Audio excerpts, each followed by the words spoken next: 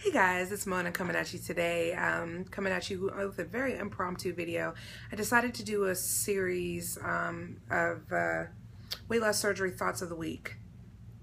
And I'm going to try to do them every Tuesday, and post them every Tuesday because I feel like there's so many different things that we need to talk about in the weight loss surgery community, or just talk period. You know, you guys are my family, so I feel like I can talk to you all about these things and not feel judgment or anything like that. So even if I did feel judgment, it don't matter, because it doesn't matter, because it's like I feel able to talk about these things, so it's a good thing for me.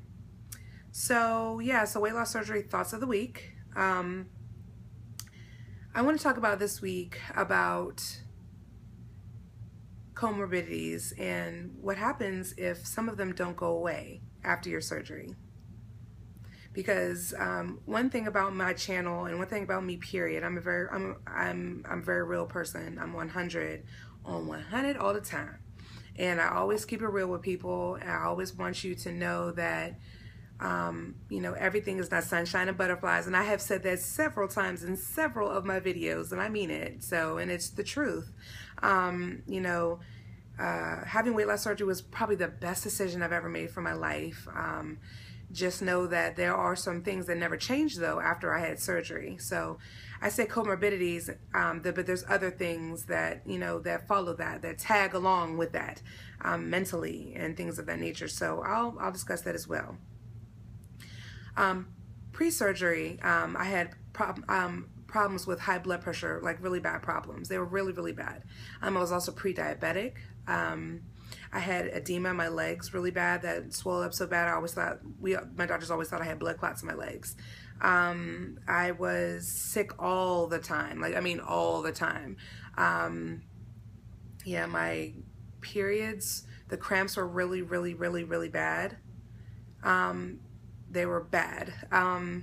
So to the point where I basically couldn't get up out of the bed sometimes, things like that. And I'm talking about pre-surgery now.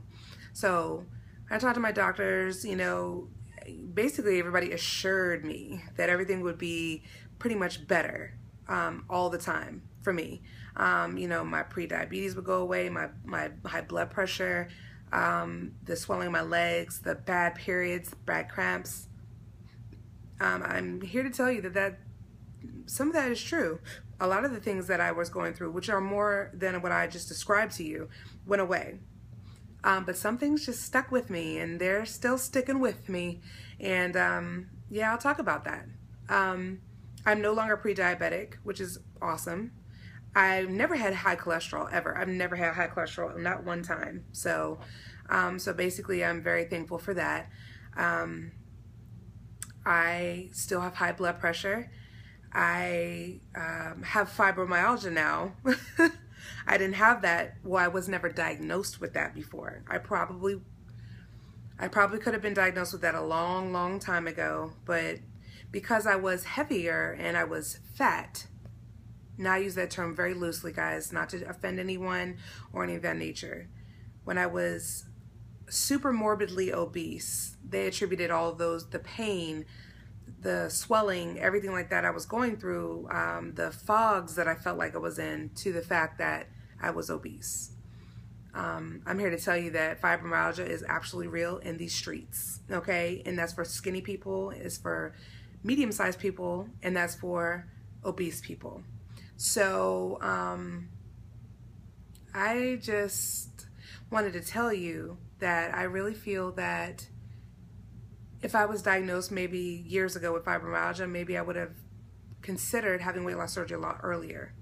And I'll say that because now my fibromyalgia is basically progressing, it seems like pretty rapidly, and I don't know what's going on with that. I have no idea. All I know is that I'm working through it. I'm trying to deal with it. It's really hard for me now. Everything is not attributed to the fact that you're overweight or you're morbidly obese.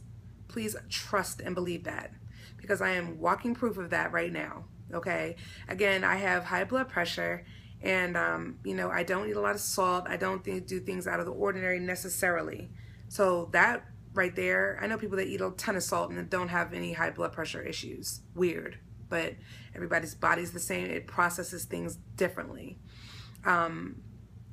Now, one thing that, you know, is common with gastric bypass is a nutrient deficiency or a vitamin deficiency.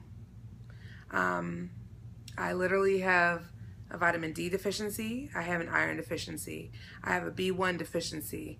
I have, let's see, what was the other one?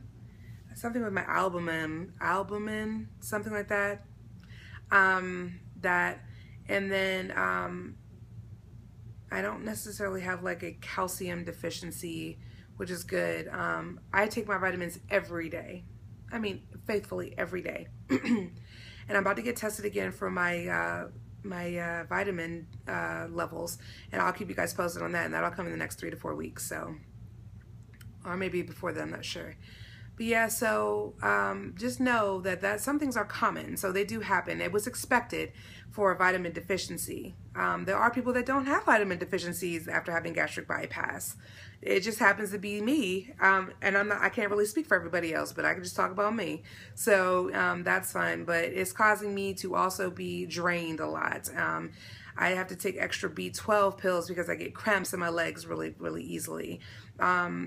Then, like I said, the fibromyalgia, those symptoms are definitely, they could be related to a vitamin deficiency. I did read a little bit about that, and then it also could be exacerbated from surgery, from major surgery. And I'm not sure if because after I had my surgery, I started feeling really good about stuff, but I was pushing through pain because I knew that it would just be, that was just something I was going to have to deal with. But then after I lost the bulk of my weight, actually over the bulk of my weight, I realized that I'm pushing through something that seems to be pretty stagnant now.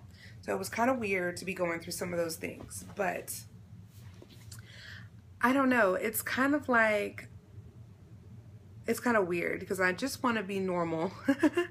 And I am normal, you know, I'm abnormally normal, if that makes any sense. I really don't know that many people that had gastric bypass that have fibromyalgia now. I really don't. I know someone that does, that has the symptoms of it, but she, you know, she had surgery over 5 years ago, maybe now. So I don't know. All I know is that when I get tested again, I hope that my levels have gone up. Because I have been taking the extra B12, the extra iron, things like that. I've been doing those things and make sure I eat a pretty balanced diet. You know, like I said in the previous video, you know, everybody cheats every so often. So it's probably not the most flattering angle for me either. I don't know. I just thought about that. I don't care, guys. I'm happy. As far as, you know, making sure that I let you guys know what's going on. Like I said, I'm about positivity, and I'm also a realist, so you got to know that things don't always change after you have weight loss surgery. Everything you're going through doesn't always change. It could get worse. It could get better. I know some people that developed type 1 diabetes are hypoglycemic or hyperglycemic when you don't have enough sugar. Yeah, so, you know, you never know. Things could be different for you. Never give up on the struggle though, because I tell you, I would do the surgery over and over and over again. I would do it a million trillion times if I had to. So, I mean, not saying that I'm going to have it again, because I don't want to have it again. But if I had to do it over again, I would.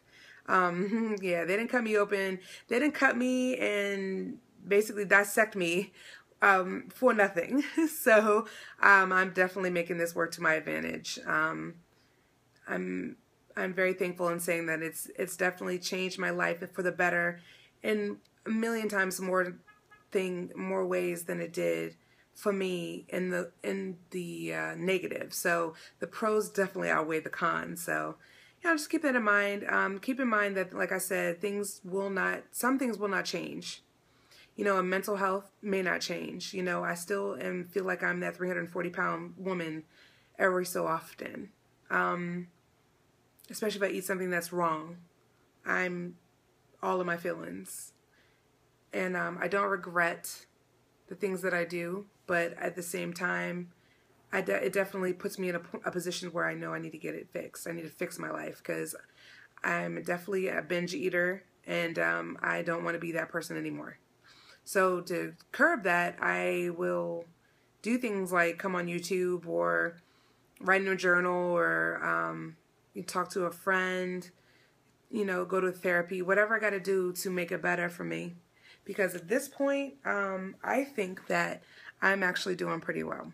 So, sorry it's so long, the video is so long, but just know that being real is being real with yourself is basically being real with the world. And if the world can't accept you for who you are, just make sure you always have the fact that you're real with yourself. And I just want you all to know that, to stay on top of your grind and do what you got to do, because weight loss surgery is the real deal. Like, it is the real deal. It's been over a year for me, and I can't believe it's been over a year, and I'm very blessed to be where I am.